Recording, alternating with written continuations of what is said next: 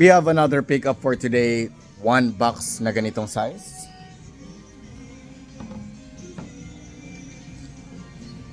That is 24 pieces. This is just one of our 6 sizes. We have a lot of sizes, small, medium, large, and even gallons. Now, ang umorder sa atin nito, yung utol ko, distributor natin. Yung utol ko, meron siyang isang distributor, taga White Plains. Tapos itong distributor niya na to, meron siyang isang binabagsakan na kumpanya na nagbebenta ng mga honey natin, no? Yung rider ng kumpanya na yon papunta ngayon dito to pick up this 24 bottles. This is one box, 24 ang laman ng isang kahon. So sa mga taong gusto ng pure honey, ng raw honey, igurot kami, direct supplier from Cordillera Region.